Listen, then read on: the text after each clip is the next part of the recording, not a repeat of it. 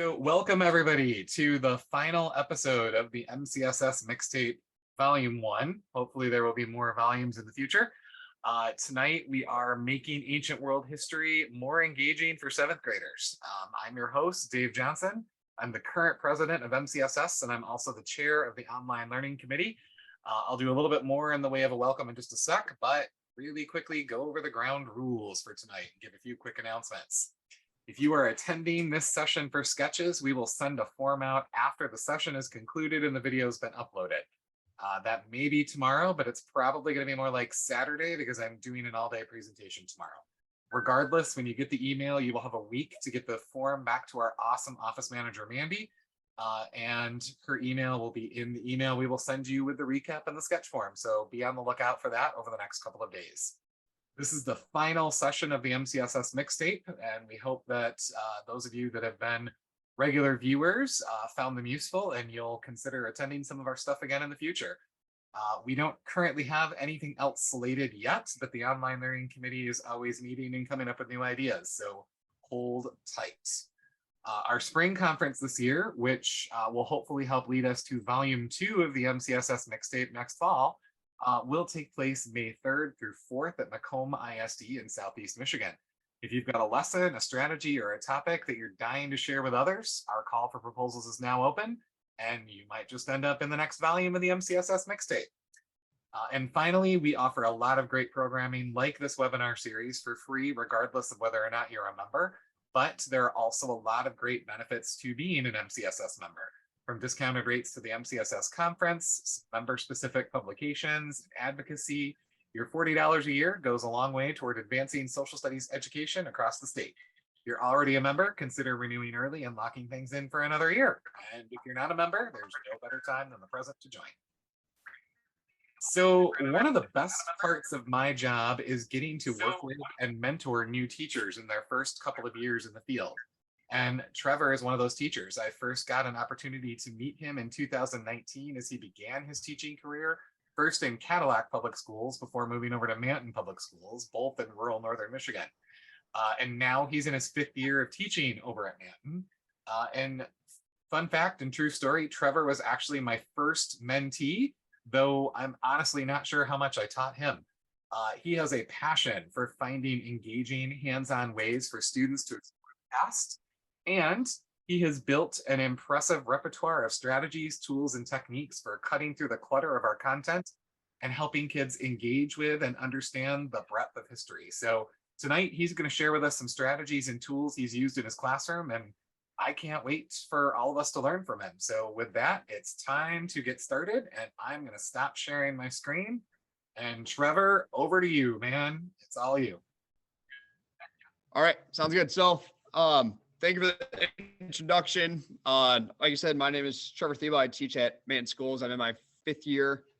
I'm also track coach there and went to Aquinas College, graduated in 19 and first started teaching in the COVID pandemic. And once we finally got back into it, my whole goal is like, all right, how can we make learning more fun for these kids? And that's just been my goal this whole time. So hopefully you learn some of these strategies and find them useful in your own classroom. So making ancient world history more engaging.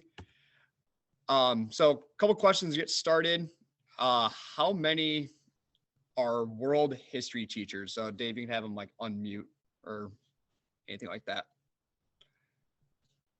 We can throw it in the chat. Those of you who are a world history teacher, throw it in the chat, please. I know a couple of you, like Andrew Sias is here. There's one. Like Rachel's one. Scott's a former. Okay, then how many are middle school teachers? Definitely Rachel. Definitely Andrew. All right. And then just throw in your favorite topic that you like to teach in your class. Like my personal favorite, I love the Paleolithic, Neolithic age. It's pretty fun, like studying that groundwork. Rachel threw in world religions. Okay. See, that's actually the 4th one for me. It's kind of like the one that I dread teaching and am still kind of struggling on how to make that more engaging. So maybe we can link up and talk about that after all this. So got Greece. Greece was thrown into the chat as well. Greece is another great one. I love doing that too. So, who sometimes feels like they can't make their lesson interesting when they are teaching some of the less engaging topics, like you feel like the Charlie Brown teacher talking or the teacher from Ferris Bueller doing attendance. It's just kind of bland, dry. Personally, I've been there many times and have had teachers that have been like that. I'm not going to say names, but who has kind of felt like that in the past? It's totally fine if you have. No shame in it whatsoever. My hand went up. Yeah, mine 100% up. So how to change or improve that? I kind of focus on 4 major things with this. First, make things active and interactive. Middle schoolers are very high energy. They like to move around. So there's a couple things I'll show you with that. Thinking like a middle schooler. So examples, they love social media. They love their TikTok and Instagram and now X. Their trends, talking their language, kind of relating to their interests and like making it very competitive like. So they love their games. So I'll show some things like that as well. This is kind of one that people always ask a lot of questions, ditching the books. I call books in my classroom paperweights and tornado helmets. So I'll show some strategies on like how do you get them to read within social studies without having the dusty old textbooks that are just like in cupboards and you have to drag out. And then lastly, I always had this question in mind when creating lessons. How would I personally want to learn if I was 13 or 14 years old? When I'm making a lesson, I put myself in their shoes and I think, all right, tomorrow when I do this, will they be engaged or will it feel like I'm talking to myself with just 25 to 30 kids watching me talk? So first one we'll talk about is making lessons active and interactive. And this is one I wish we could do in person, but I'll do my best to explain it. I do have a video that I had a couple of volunteer students come to my class during lunch today, so I could film it and share it. But it's linked to the Paleolithic Neolithic unit. It focuses a lot on push and pull factors and the difficulties of ancient migration.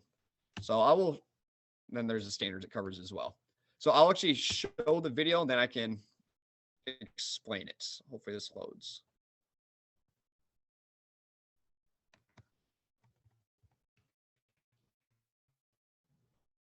Dave, let me know if the audio doesn't go through.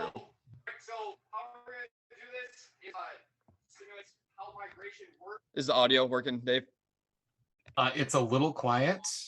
What is a push factor in migration? Caleb. Excuse me. I don't know where that came from. And push factor is something that pushes you away, like for example, war, habitat loss, etc. Okay, what about a pull factor? So Something that pulls you in to a new place. what's an example? Like a new job and like a better climate. Okay, what if you guys were in a place and you ran out of food and you need to go find some food? What are you gonna do? Going to America. Annabelle? Okay, so you guys can migrate over to this location, grab a piece of candy.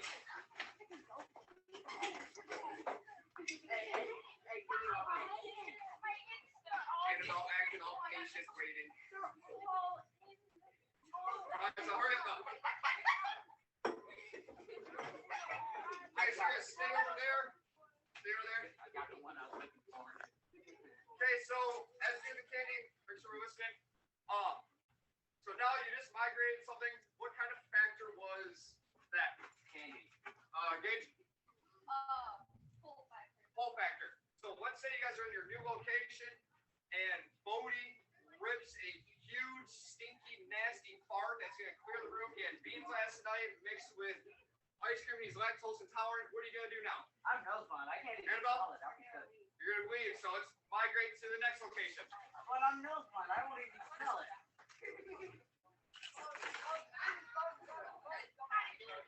Okay, so what kind of factor was that now? Brooklyn, push factor. It's been really, really easy for you guys to walk from one location to the next. In ancient migration, what kind of terrain would that be considered? Like a plain, what else? fields. So now cram in.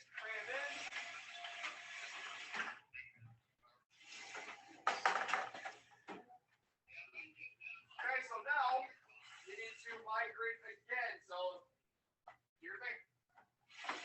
Not bad. Can't move anything. Oh.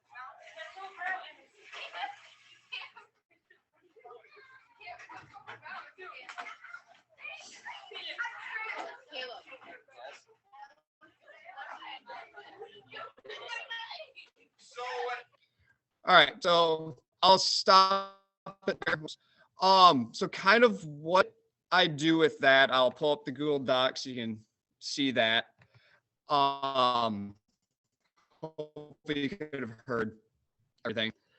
So with that activity, I have everyone stand up and go to one corner of the classroom and tell them they're in a certain location around the world, and they have various factors that are forcing them to migrate, like running out of food.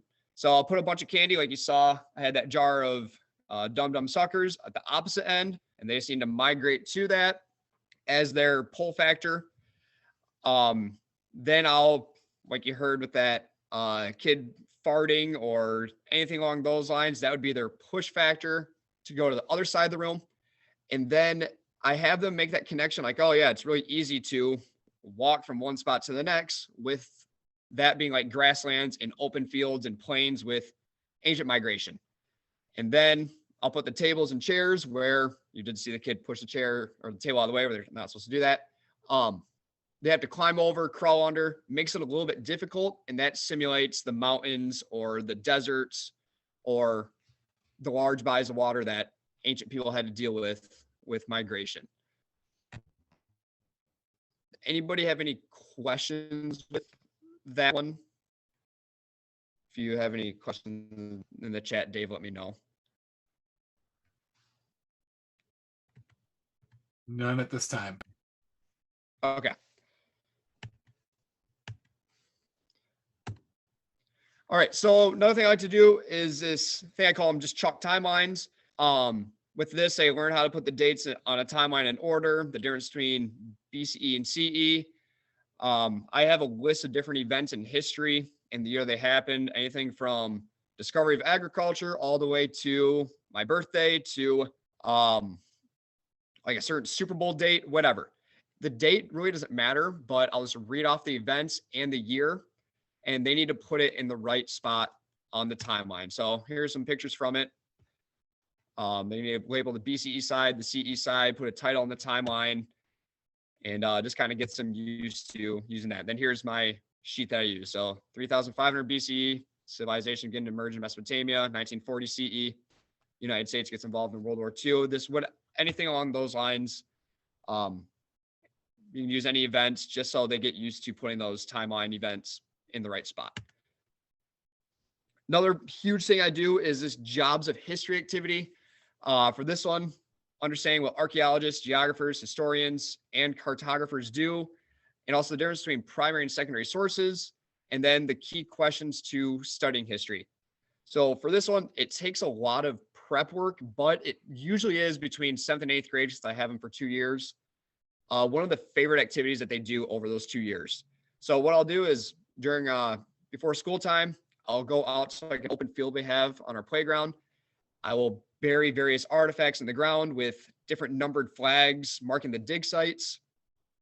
And I'll have students dig up the artifacts, then record what they found, what the artifact looks like, what they think it was used for, and they'll repeat that process until all the artifacts are dug up. With this, I also have a yardstick, and they have to measure how deep the artifact was found. So then that connects with like the aging aspect of these different artifacts that archaeologists find. Then after all that, the students will map out that whole entire area in detail. Was it grass? Was it dirt? Was it rocks? Where were those primary sources found? Was there any man-made features like cement or buildings or fences? Or we had a porta potty in our field one time that kids were mapping. So they take a lot of time mapping. So then they put themselves in the shoes of cartographers and geographers and study those different maps. So some pictures from that. They love just digging up. One I really, really, really enjoy doing. And there's them mapping, then mapping again. This is one I actually did today. So kind of like STEM stations. So the goal was to learn about the key ideas from Mesopotamia, like their writing style, the Code of Hammurabi, their ziggurats, in a fun, interactive way. This is another one that takes a lot of prep work, and but they loved it today. I'm gonna try and do something like this with Egypt and China and Greece and Rome in the future, but as of now, I've only done with Mesopotamia. So I'll have different stations around the classroom. One, they tour a ziggurat on Minecraft. Another one, they actually read through like actual laws from the Code of Hammurabi and they discuss it. They find a lot of them really interesting. Like the one that they were fixated on today was if a son strikes their father, they lose their hand. And I had like the boys like, oh, I don't want to lose my hand if I am like play fighting with my dad. I'm like, well, if you're in Mesopotamia, you never know if that were to happen. They'll carve into slabs of clay with like little plastic reeds with cuneiform writing. I have like a little decoder of like what the letter would be in English. So that's one that they absolutely love. So this is one that we're actually going to do. Again, it's built into my Mesopotamia unit, and it's all about that importance of writing and written laws. So with the creation of the writing style and the Code of Hammurabi, Mesopotamia is a huge part of the origins of writing. It shows the importance of written language and written laws to a civilization. And like there's a huge SEL aspect to this activity as well. So little disclaimer at this though, this activity is significantly better to not do on a Zoom call, but we'll try our best to adapt it. Dave had a lot of ideas and inputs on how to adapt this from in-person to Zoom, and we're hoping it works out well. So I really highly recommend you doing it with your students. So kind of the directions for this part is going to be broken up into two parts. So for this first part, we're going to have a Google Jamboard that we're going to post in the chat. And your goal is to get an order based on your birthday. January 1st being the first date, December 31st being the last. There are going to be 12 symbols to the right on the Google Jamboard. And that one symbol represents 1 month. It is up to you to determine which month is represented by each symbol. I'm not going to tell you which symbol is December or June or May, nothing. So it's for you to determine which one you think it is. Use the sticky note tab on the left to put your number of the day and the month, and then please be sure to put your name on the sticky note as well. This is the sticky note tab. You'll see that on the left. A big thing at this, you are not allowed to talk or use the messaging feature whatsoever within the Zoom call, or try and use like a message on the sticky note or anything. So no communication at all, but you're trying to get an order based off of your birthday.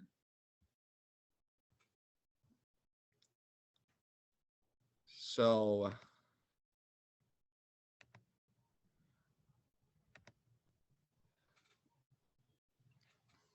Dave, if you want to post the chat. Yep, it's in there. I will throw it in again for Sarah, who just joined. Okay. How do I stop sharing my screen? There it is. Stop sharing. Yeah.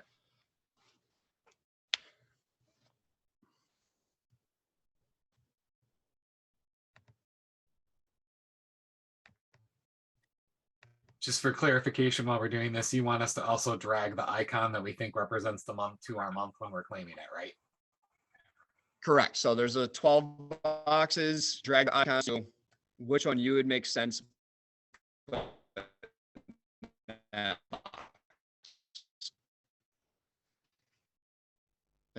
this little Jamie one, that was just my example. So you know how to format it. I'll play as well.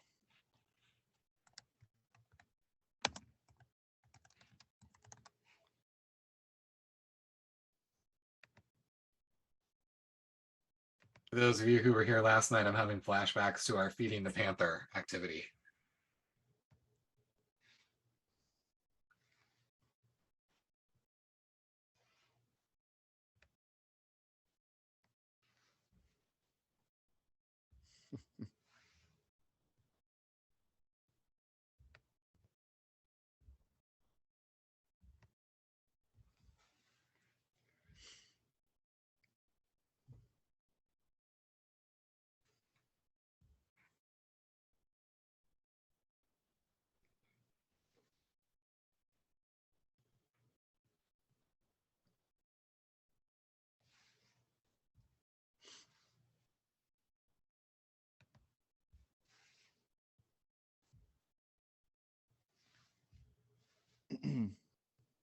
Is that everyone?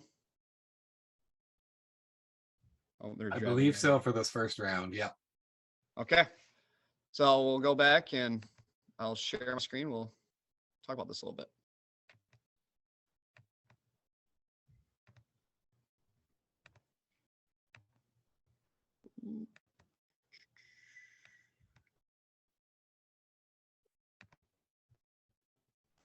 There we go.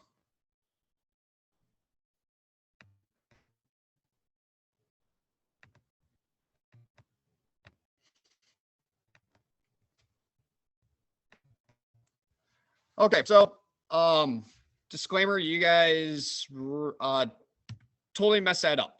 So obviously this was what looked like the logical setup. You'd have the January being that little blue snowflake, the February being the heart. However, my mindset of what those symbols are is totally different. I saw the blue snowflake as being December because that's when snow usually starts. I saw the little pink heart as September because we're in school and I love my job. I saw the little gloomy flower as February because by that time that's my attitude towards snow and I'm kind of sick of it by then. The green egg, that's April because of Easter.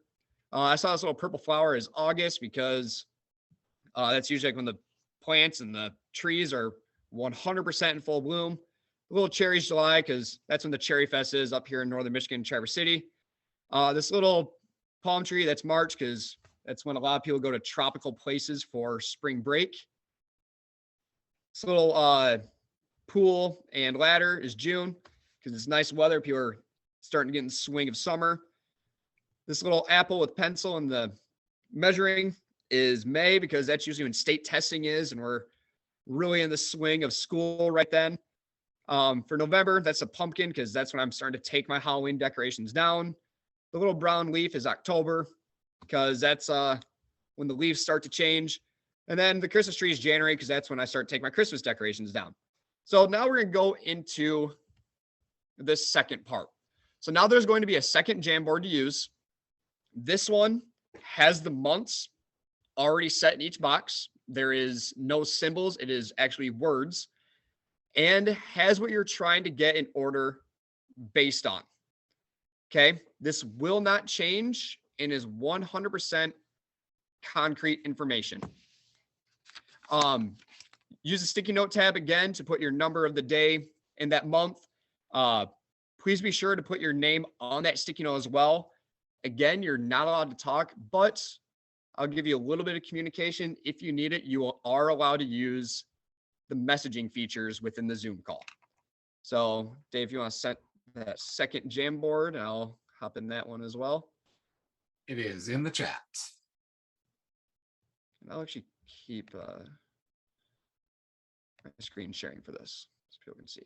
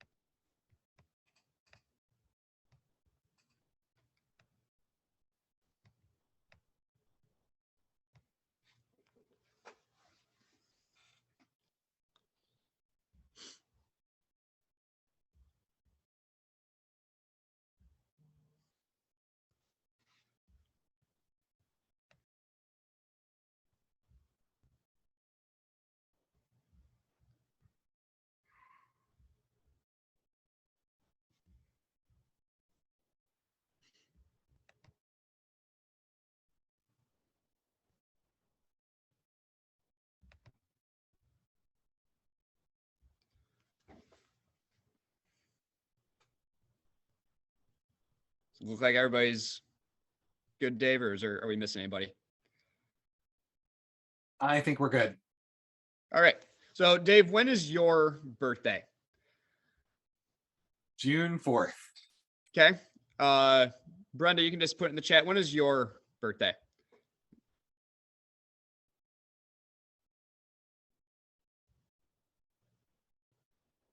And then same thing, Rachel, Scott, Andrew, you guys can send it as well. We'll see if you guys are all in the right spot, just in case, because there's a little trick that we threw in there for that first one.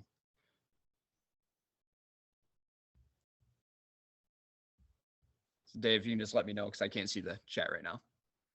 Yep. Sorry. We've got Brenda's July 7th. Rachel is September 24th. Scott is October 6th. Okay, so it looks like everybody's in order. So right here, I put 12/6 because that actually is my birthday. However, if you were to look at the other Jamboard, I put 6/1. There was no rules on did I have to get in my birthday or could I have put my height? So if you look here, I put specifically get in order based off of your birthday. So we'll go back to a little slideshow and we can kind of explain how this connects to this importance of writing. So for the first part, I gave no clear rules or indicators as to what I thought each symbol meant or the order the boxes went. I could have had it backwards. I could have had the boxes going vertical 1, 2, 3, 4, 5, 6, and so on. This made it difficult to get in logical order. So the importance of written laws not being able to be changed easily and giving society order. That's what it links to. I had a couple of people like myself. I was getting an order based off of traits that are totally different for my birthday. Even though I said get in your birthday. So like shoe size or height. So verbal laws that are not written down, being able to be changed. Links to that with Mesopotamian, like the Code of Hammurabi being concrete information, everybody knowing what those laws were. Then for the second part, I gave you clear guidelines to follow as to which box is which month. It wasn't just these random goofy symbols that I went with what I personally thought they were. So it shows written laws and directions make life more efficient. Directions on the bottom of the screen, like I showed you, as to what the goal or objective is. So written laws are not able to be changed easily or known to everyone. And then I allowed you to type in the Zoom Messenger if you needed it. So allowed for communication to organize and cooperate with each other. So I'll open up this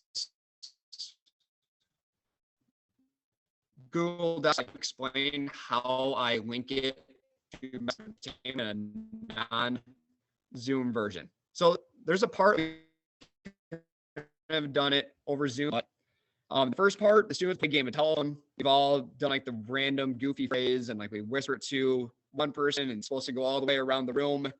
And then by the end, it's totally 100% different. So I'll tell one student that short phrase, they need to pass it around the room.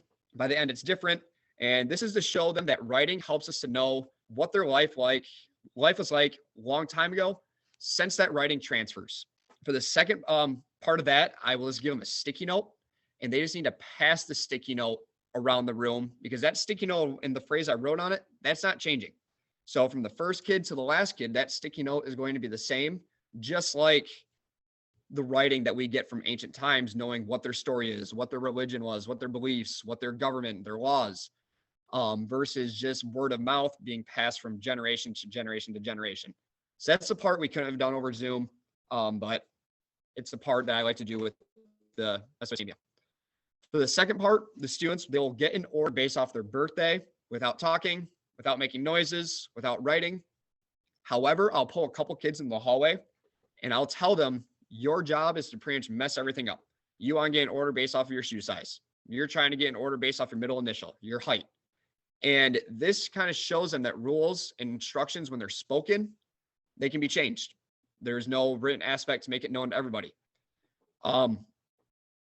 This is also shown that written communication laws makes communicating easier. They've never succeeded at this part. It always gets totally 100% messed up. I've had kids pick others up to move them. It's actually a lot of fun to watch. For the third part of that, I will then give them these small little slate whiteboards and markers. And now they're getting an order based off of their middle initial.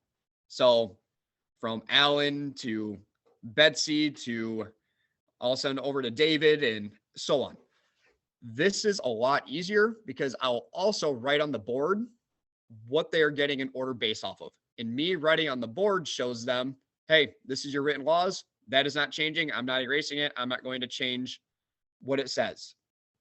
The kids have always succeeded at this. They'll just write their middle name, or they'll put like the first two letters, and they've always been able to get in order alphabetically with this. And then we'll wrap up the activity, like what were some of the challenges? Why do you think I had some students get in order based off something else? How did having the ability to write make the second part easier? Why was it important for me to write the directions on the board for part 2? And then how does this connect to our Mesopotamia unit? And then for the game of telephone, what were some of the challenges? How is passing the sticky note easier? How does this connect to our Mesopotamia unit? Like one table is one generation, passing a story to the next. What do we still use writing for today? And then why is writing important? So does anybody have any questions on this activity? Dave, you can just let me know what they asked. That would be awesome.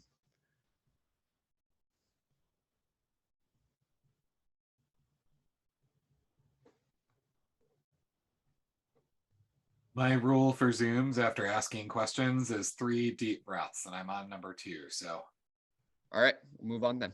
There we go. Okay, so the second part is thinking like a middle schooler. Their brains are pretty hard to figure out sometimes, but if you can get in their brain for an educational standpoint, they will, 1, absorb the content a lot better, and 2, love going to your class. So this is one thing I love to do. I call them the cell phone investigation. I actually have like one of those old Nokia like bricks that are unbreakable. The art class painted it for me, made it look all old, and I'll tell them, yeah, I found this old cell phone. We're going to investigate what's on it. And then this is what it is. Also, I'll have them answer like which side they think it is based off of like their whiteboards and markers and all that. So here's an example. Which ancient people likely had this conversation? And then they need to tell me, why do you think that? So you have a little conversation. I'm really glad we don't have to move around anymore chasing herds and resources. Agreed. No more nomadic lifestyle for us. We can finally settle in one spot. So the kids will tell me, is that Paleolithic or is that Neolithic? Just kind of like a little fun way to connect with them on that. Then for this one, is it Sparta or is it Athens? So which city-state likely tweeted this? Again, why do you think that? So you have a little tweet. It has a picture of a theater. Come check out my new play at the theater on Main Street. It is hilarious. Free tickets to the first 25 men that show up. Sorry, ladies, you can't attend. So they would write that that's Athens, and then you need to tell me Athens really emphasized theater and arts, or Athens women had less rights than men. Anything along those lines would give them the right answer. And then I have this one, a little Facebook post. Which group likely posted this on Facebook? Again, why do you think that? And then bonus, what event are they posting about? And it's for plebeians versus patricians in Rome. So it says, this Saturday on August 8th, 494 BCE, we are finally standing up for what is right. At sunrise, I will march out of Rome and refuse to return till we gain equality. Be there, be square, don't be lame. So that would obviously be a plebeian posting it about the plebeian revolt.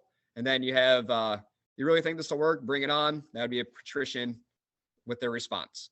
And this is stuff that they absolutely love. They love doing the cell phone investigations versus me just giving them a worksheet and asking them, all right, what is a plebeian? What is a patrician? Just kind of makes them think about it a little bit differently. I'm waiting to adapt this with AI because I think it'll be really, really cool as that gets more advanced, but they will FaceTime people like Hammurabi. So I tell them that I have a fridge behind my classroom that's connected to the cafeteria, and I tell them that's our time machine, and we'll bring back these ancient people like Hammurabi or Augustus or Andrew Jackson or Abe Lincoln, and they'll get to FaceTime them. And I'll have preset questions, and I'll click a question. So we don't have this much death in our laws today, so why are you even important?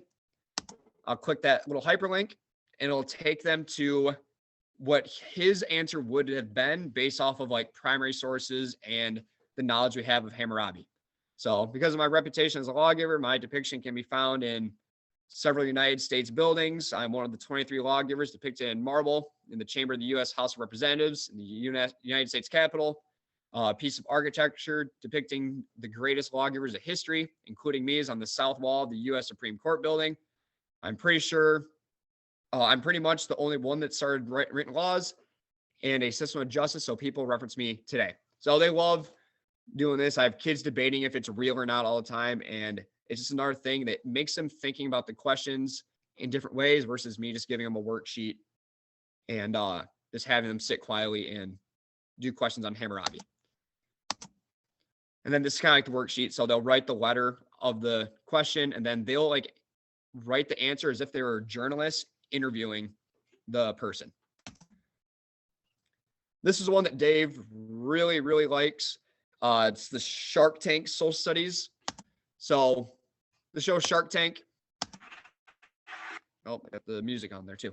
So I'll have the little picture of Shark Tank, and it's a person from ancient Egypt, and they're in the Shark Tank presenting one of the old inventions or discoveries that they made. So this idea or concept is surgery while continually mummifying. I always wanted a way to help people that are living, so that is what I did. Then you have people like Mark Cuban. He'll ask a question. Why was this invented? What inspired you to invent something like this?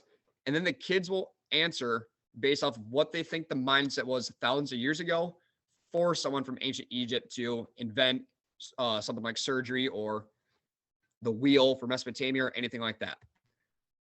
And then they fill it in on this. They go on Google, find a picture, post it in there, and they just type their answer. What was the product, or why is the product created? What is this product used for today?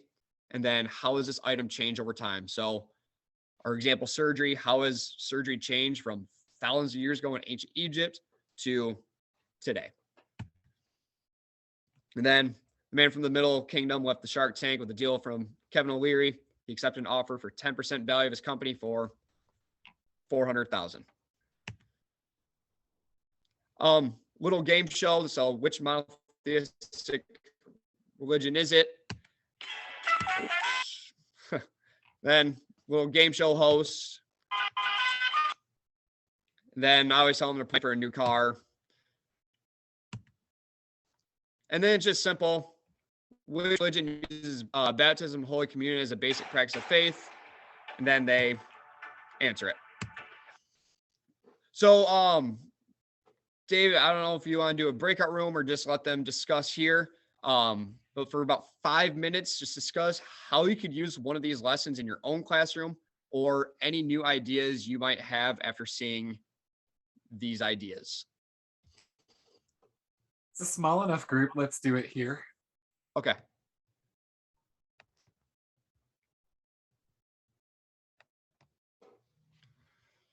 I'll kick us off. Trevor's right. I love the Shark Tank one. And someday I'm finally going to get into the classroom to see him do it live. But that's one that I could see easily being adapted for other grade levels, particularly looking at some of the technological innovations that have taken place over time. If I think about like the 8th grade, you could have like alternatives to the cotton gin or other inventions from that era that might make life easier for the people living in it at the time. So that's my takeaway. What like World War II technology, World War II military technology.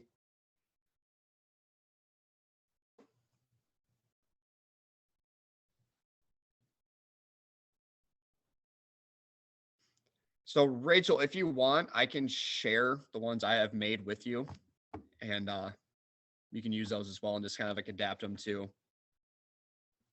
what you're doing.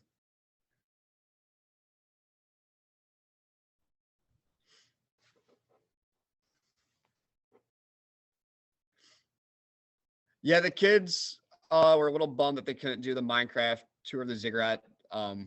My other computer that I had it download on crashed, so they were pretty bummed. So I just had a video of like a 3D scape of someone recreating it on like using AI.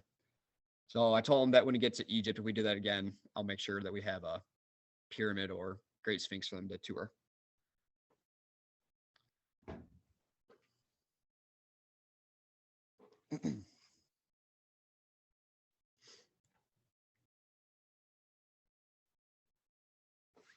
All right.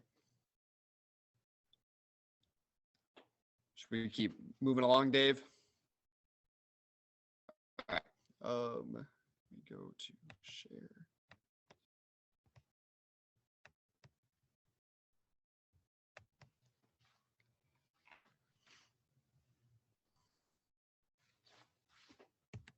Okay, so our third, which is the one that always gets a lot of questions, ditching the books. So when I presented at the one in the spring, this was definitely the one that people ask the most about because it's not something that you normally hear teachers say, like, hey, we're going to just ditch books altogether and not really use them. But I use them just in different ways that the kids don't realize it. So it's almost kind of like manipulating them into reading in class without just getting the books out and having them sit there with everything quiet and then just doing a worksheet. So how do my students get the information if we don't read it out of the textbook in my class? So what I will do is I will personally read the textbook on my own time. I did it a lot my first 2 years, and now that I have everything made, I haven't had to do it since. I use a combination of the MI Open book, a TCI textbook I have, and there's like other textbook or online resources that I find. Then I'll have the state standards printed off next to me, so I know what to teach the students exactly. I'll have it highlighted based off the unit. So like, okay, I'm using this with Mesopotamia. I'm using this with Greece and Rome.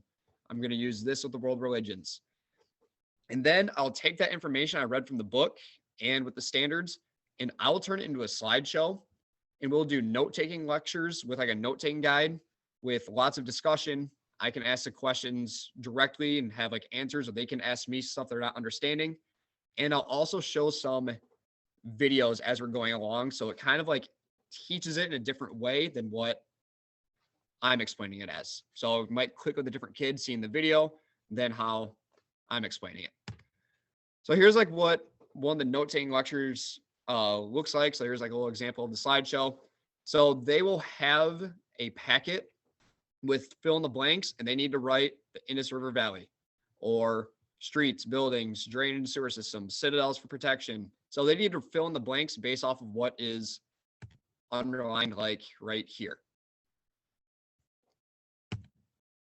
So if they're not really reading with that, people ask, do your students read at all?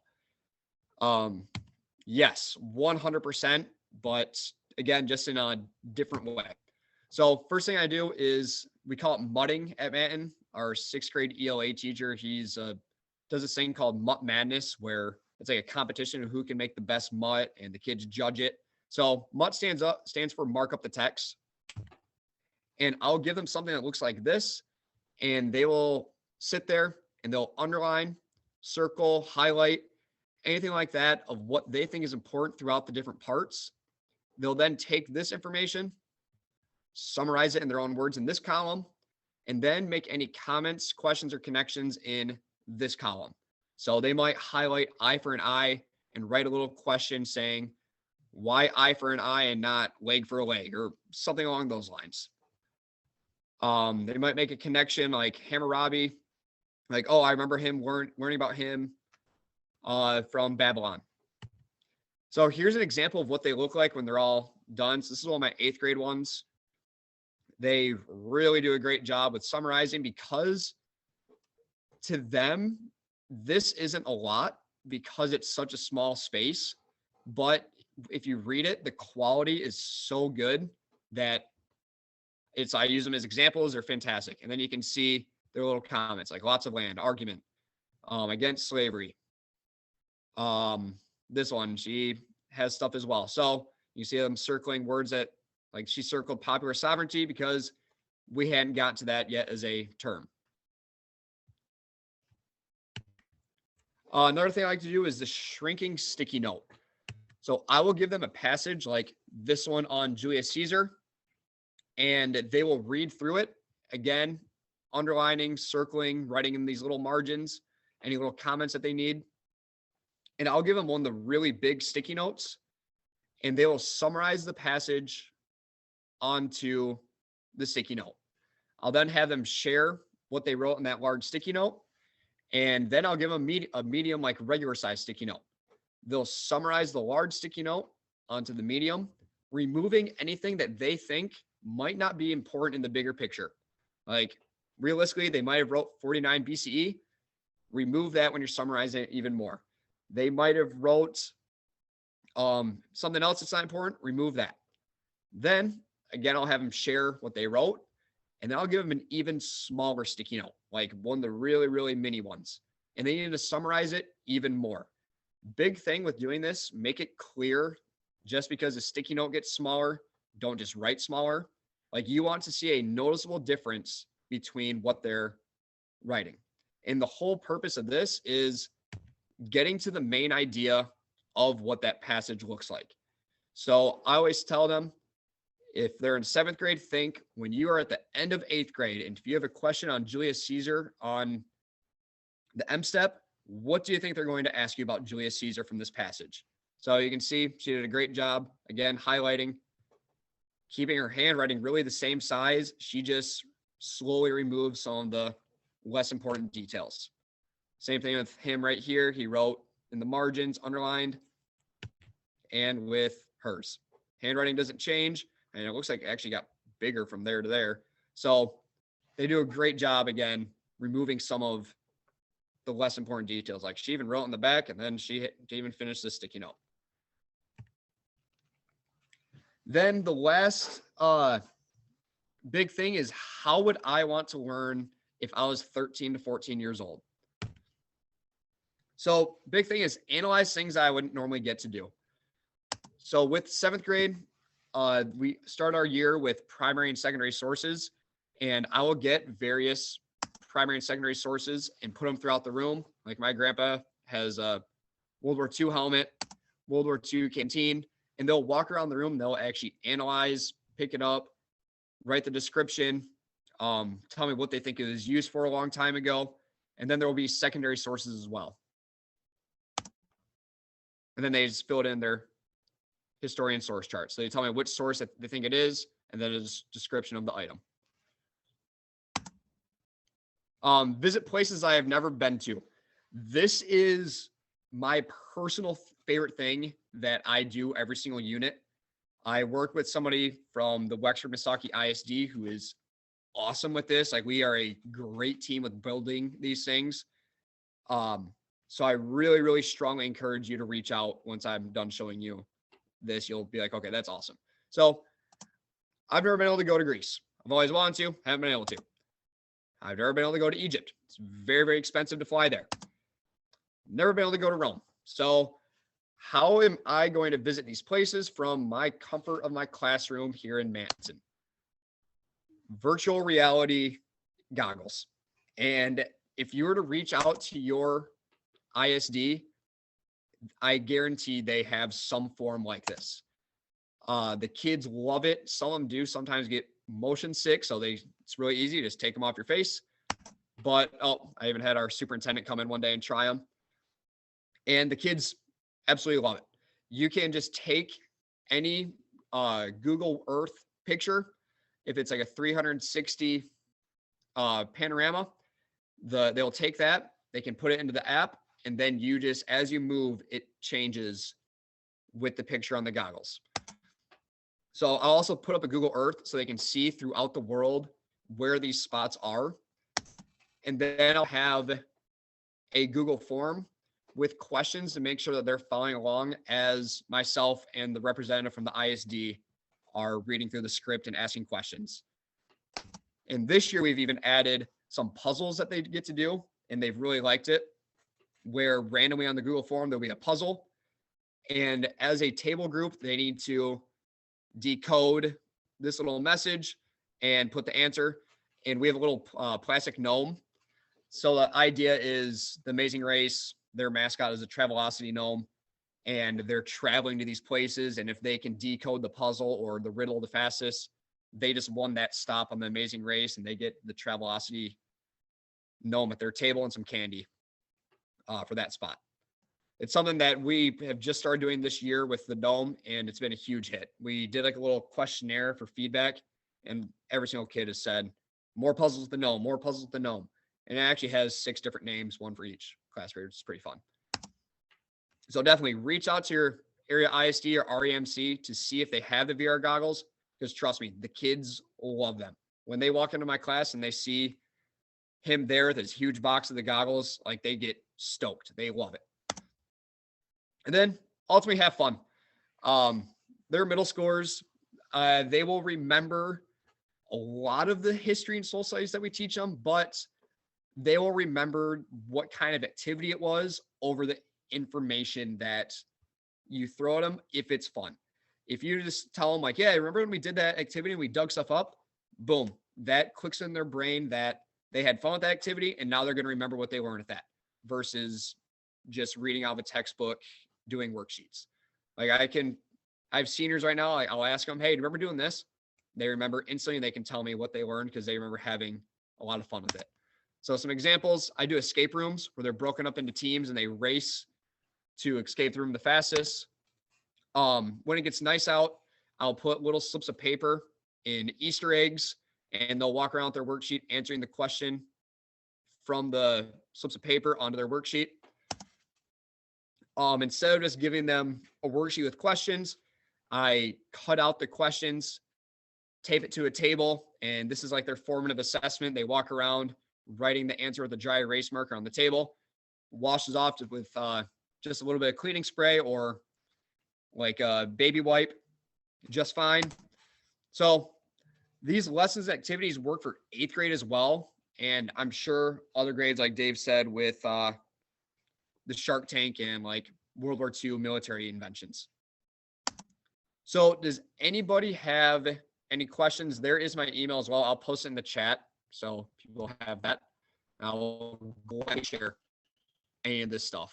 I don't do teacher paid teachers or anything like that. I love sharing the stuff and hopefully helping with other people's classrooms as well.